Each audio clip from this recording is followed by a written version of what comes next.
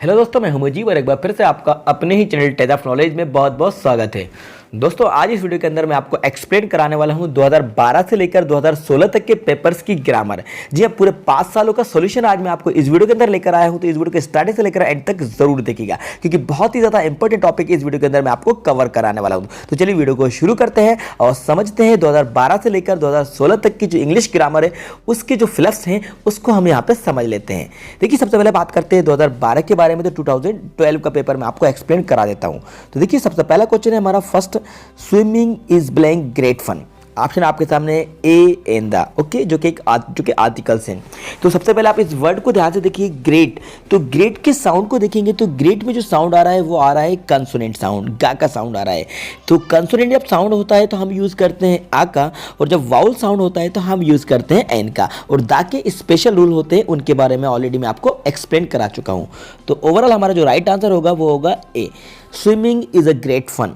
Swimming is a great fun, ये इसका right answer होगा। ठीक है, चलिए बात करते हैं नेक्स्ट क्वेश्चन के बारे में। तो हमारा क्वेश्चन सेकंड है, ब्लैंक स्टार्टिंग में दिए गए, knowledge is very dangerous. Option आपके सामने few, little, a little, a few. देखिए स्टूडेंट्स, मैं आपको बता दूं कि ये जो क्वेश्चन है बहुत ज़्यादा इंपॉर्टेंट क्वेश्चन है। मोस्टली एग्जाम्स में ये पूछा गया है। आपने चाहे क्वेश्चन बैंक को देखा हो या इससे पहले कि आपने पेपर्स को कवर किया होगा या इसके बाद के पेपर को देखा होगा, तो ये ज़्यादातर पूछा गया है। तो इस बार भी ये क्वेश्चन आने के चांसेस है, तो इसको अच्छे तरीके से समझ लें। स्टार्टिंग में ब्लैंक है नॉलेज। तो देखिए, नॉलेज हमारा सिंगुलर अनकाउंटेबल नाउन है, तो इसमें फ्यू तो नहीं आएगा, अ फ्यू भी नहीं आएगा क्योंकि इनका यूज होता है प्लूरल काउंटेबल नाउन के पहले। ओके, अब ऑप्शन आपके सामने लिटिल और अ लिटिल, इन दोनों में कंपेयर करेंगे तो इसका जो राइट आंसर होगा वो होगा a little. A little knowledge is very dangerous. Okay, a little knowledge is very dangerous, ये इसका राइट आंसर होगा। कहीं कहीं लिटिल दिया गया है किसी बुक में, लेकिन आप कंफ्यूज नहीं होना है, आप मेरी बात मान लीजिए, a little इसका राइट आंसर बता दीजिएगा। ठीक है, बात करते हैं नेक्स्ट क्वेश्चन। क्वेश्चन हमारा थर्ड है। क्वेश्चन थर्ड है हमारा, you can write blank a pencil. Option आपके सामने इन, विथ, बाय, फ्रॉम, जो कि प्रीपोजिशन है। सबसे पहले आप यहाँ पे देखो पेंसिल। पेंसिल, पेंसिल क्या है? नॉन लिविंग थिंग है, और नॉन लिविंग थिंग के लिए हम क्या यूज़ करते हैं? विथ का यूज़ करते हैं। जी हाँ, विथ का यूज़ किया जाता है जब कोई काम किसी निर्जीव वस्तु से, किसी नॉन लिविंग थिंग से, किसी चीज़ को हम होल्ड करके कोई काम वर्क करते हैं, तो वहाँ पे हम विथ का यूज़ करते हैं। इसलिए आएगा you can write with a pencil, आप एक पेंसिल से लिख सकते हैं। बाय, फ्रॉम यहाँ पे राइट आंसर नहीं होंगे। ठीक है ना, चलिए समझ लेते हैं क्वेश्चन क्वेश्चन 4 को पहले समझ लेते हैं। I was blank taking cup of milk every morning. Option आपके सामने शुड है, यूज टू, मस्ट, डेयर। तो देखिए, मैं आपको बता दूं यहाँ पे वर्ब जो यूज़ हो रही है वो कौन सी यूज़ हो रही है? टेकिंग, मतलब कि V1 में ING लगा हुआ है। अब इनमें से देखिए ऐसा कौन सा मॉडल है जिसमें V1 ING का यूज़ हो सकता है या होता है? शुड में तो नहीं होता, मस्ट में भी नहीं होता, डेयर में भी नहीं होता। किस में होता है फिर? यूज टू में होता है। इसको भी समझ लीजिए, यूज टू में कब होता है? ये यूज टू है अगर टू बी वर्ब के साथ आता है, जैसे कि वॉज है, इज, एम, आर है, वर है, तो वहाँ पे हम वर्ब की फर्स्ट फॉर्म में ING लगाते हैं, जो हमारी हैबिट को बताता है, जो हमारी आदत को बताता है। तो I was use to taking a cup of milk every morning का मतलब हुआ मैं हर सुबह एक कप मिल्क लेने का, मतलब पीने का आदी था। ओके, सिंगल यूज टू अगर आता है बिना टू बी वर्ब के, तो उसके साथ भी वर्ब की फर्स्ट फॉर्म लग जाती है, ओनली यूज टू, जैसे कि I use to play cricket या she use to swim in the river. लेकिन यहाँ पे आई वॉज है तो वाज है, इसलिए यहाँ पे ING का यूज हुआ है। तो समझ गए ना आप?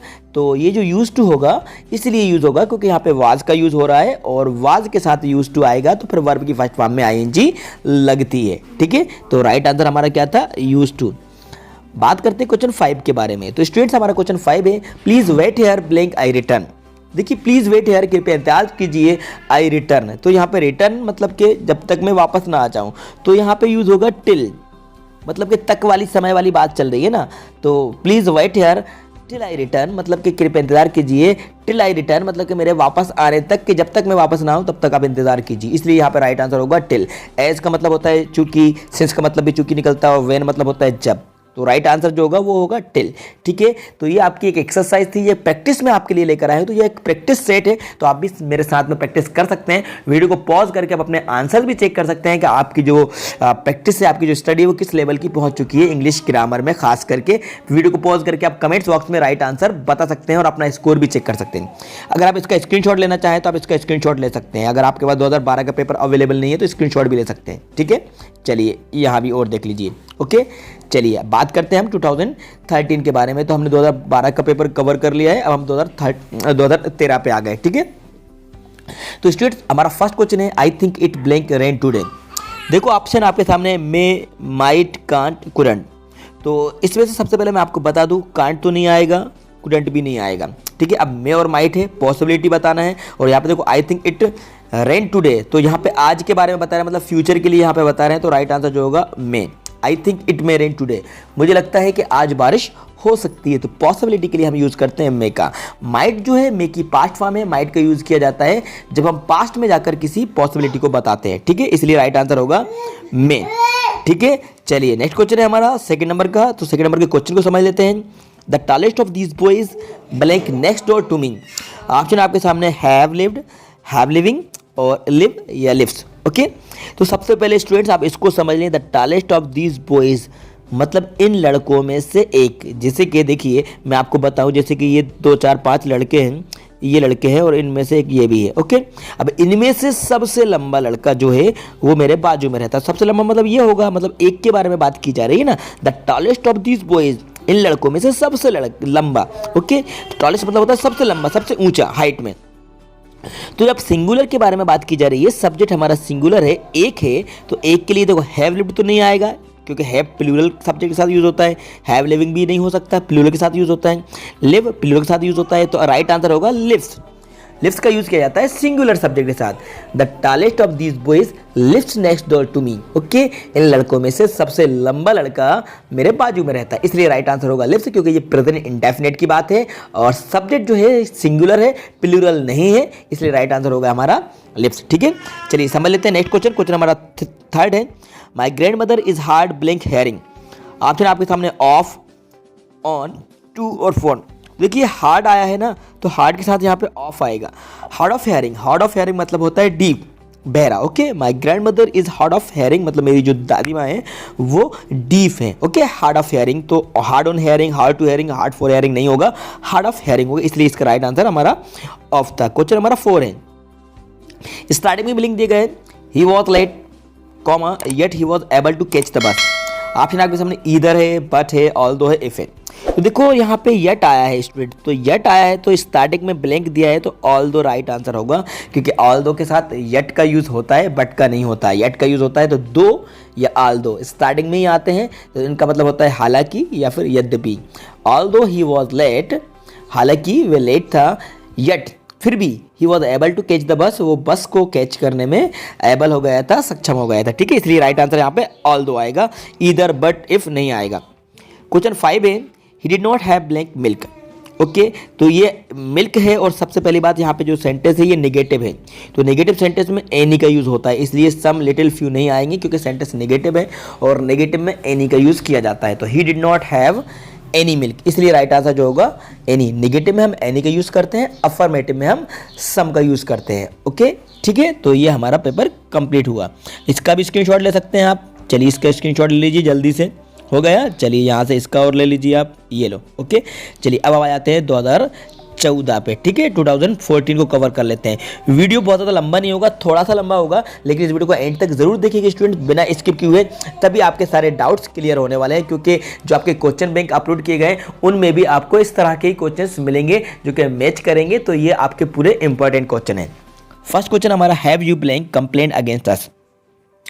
तो मैं यहाँ पे क्वेश्चन मार्क लगा देता हूँ, ये इंटरोगेटिव पे क्वेश्चन मार्क लगाना भूल गया था, ओके। तो ऑप्शन आपके सामने मच, एनी, मेनी, बोथ। देखो मैंने आपको अभी अभी बताया था कि इंटरोगेटिव और नेगेटिव में हम एनी का यूज़ करते हैं, तो राइट आंसर होगा any. Have you any complaint against us, क्या आपको हमारे खिलाफ कोई शिकायत है? इंटरोगेटिव है ना, इसलिए यहाँ पे एनी का यूज़ किया जाएगा, ठीक है। मच, मेनी, बोथ नहीं आएंगे। क्वेश्चन सेकंड है, we are going blank a match today. Option आपके सामने playing, play, played, to play. तो देखो वी आर गोइंग, तो ऑलरेडी यहाँ पे गोइंग यूज हो चुका, मतलब ये प्रेजेंट कंटिन्यूज में है, वी आर गोइंग, ओके। तो यहाँ पे टू इन्फिनेटिव का यूज होगा टू प्ले, क्योंकि गोइंग के बाद हम यहाँ पे टू लगाएंगे, फिर यहाँ पे वर्ब की फर्स्ट फॉर्म आएगी प्ले, ओके।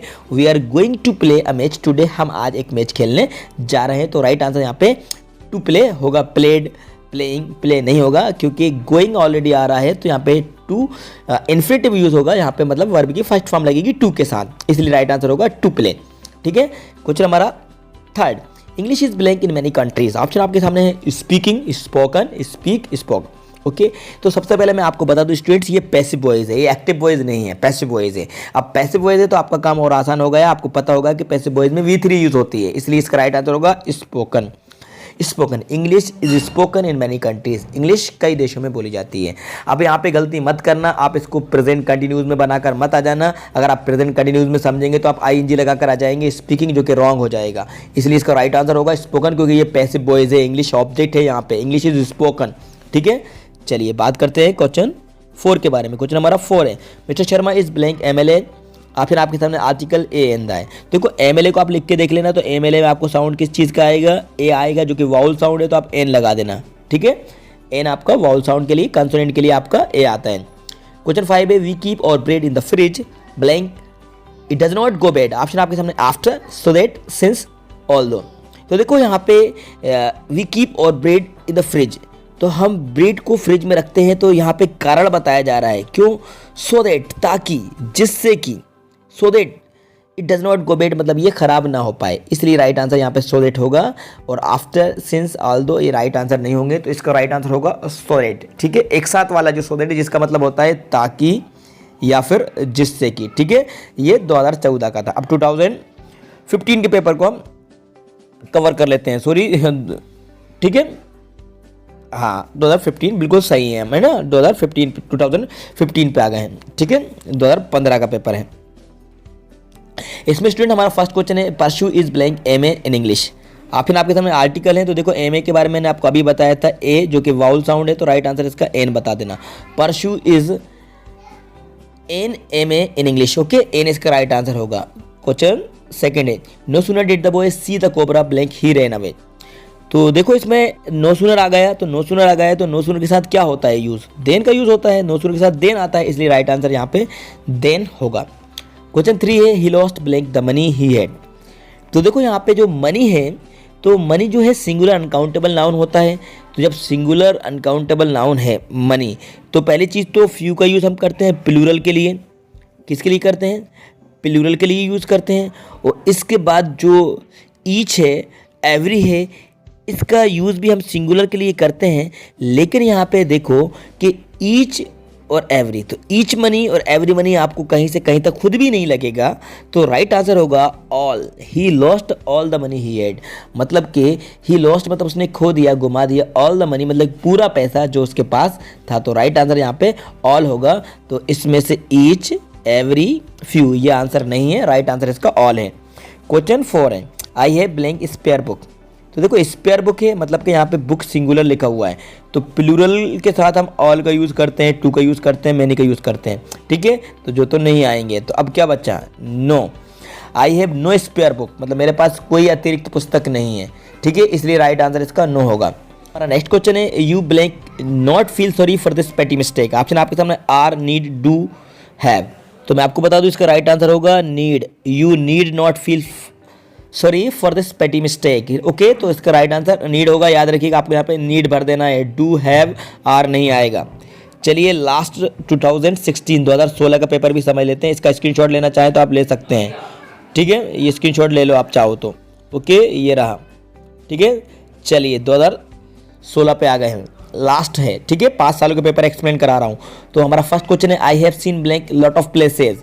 तो लॉट ऑफ प्लेसेस, तो इसमें अ लॉट ऑफ आप खुद समझ गए होंगे। I have seen a lot of places मतलब बहुत सारे स्थानों को मैं देख चुका हूँ, तो I have seen a lot of places होता है। ओके, एन नहीं होता है, द नहीं होता है।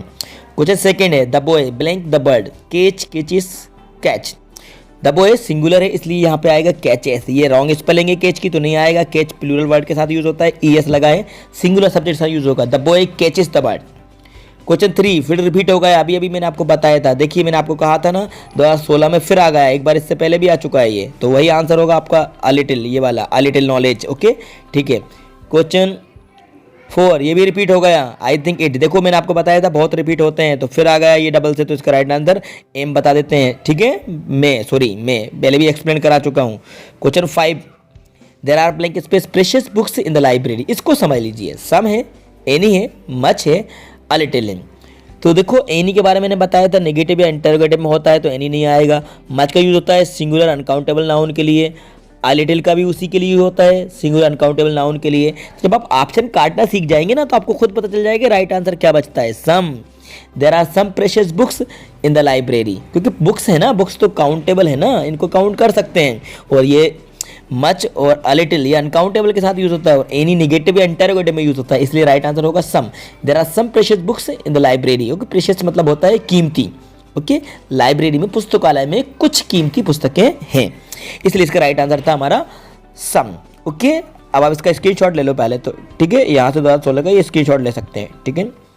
ओके, तो स्टूडेंट्स ये थे हमारे 5 सालों के पेपर, जिनकी ग्रामर को मैंने एक्सप्लेन करा दिए हैं। इसके फ्लैप्स को मैंने डिटेल में आपको एक्सप्लेन करा दिए हैं, क्योंकि आपके जो क्वेश्चन बैंक अपलोड किए गए हैं उसमें जो ग्रामर अपलोड की गई है, जो बताई गई है, वो भी लगभग इसी में से है, इसी तरह से दी गई है। तो ये सारे ही क्वेश्चन इंपॉर्टेंट हैं, और आपको भी पता होगा कि अगर आप 10 सालों के पेपर को कवर कर लेते हैं, चाहे वो ग्रामर हो या पूरे पेपर कवर कर लेते हैं, तो लगभग 75 या 80% उसी में से ही आपके एग्जाम में पूछा जाता है। ओके, तो इसलिए आपके लिए एक एक्सरसाइज थी, ये एक प्रैक्टिस सेट था, जिसको आपने कवर कर लिया होगा, अपना स्कोर भी चेक कर लिया होगा, अपने इंग्लिश ग्रामर का लेवल भी चेक कर लिया होगा कि आपकी इंग्लिश ग्रामर का लेवल कितना है, क्योंकि आपके एग्जाम बिल्कुल करीब आ ही चुके हैं। इसलिए ये प्रैक्टिस सेट मैं आपके लिए लेकर आया था। नेक्स्ट वीडियो में हम इसके ड्यूज डाइटेड को भी कवर करेंगे, इसके अलावा और भी प्रैक्टिस सेट मैं आपके लिए लेकर आऊंगा, जिससे कि आपकी इंग्लिश ग्रामर की या इंग्लिश की 100 नंबर की तैयारी हो जाए। उम्मीद करता हूँ ये वीडियो आपको पसंद आई होगी, तो इस वीडियो को लाइक कर दीजिएगा और अपने सारे फ्रेंड्स को ज़्यादा से ज़्यादा शेयर कर दीजिएगा। और हाँ स्टूडेंट्स, यदि आपने अभी तक चैनल को सब्सक्राइब नहीं किया है तो चैनल को जरूर सब्सक्राइब कर दीजिएगा, और साथ में बेल आइकन को प्रेस कर दीजिएगा, सो दैट आपको आने वाली वीडियोज़ की नोटिफिकेशन सबसे पहले टाइम पर मिलते रहे। Thank you so much.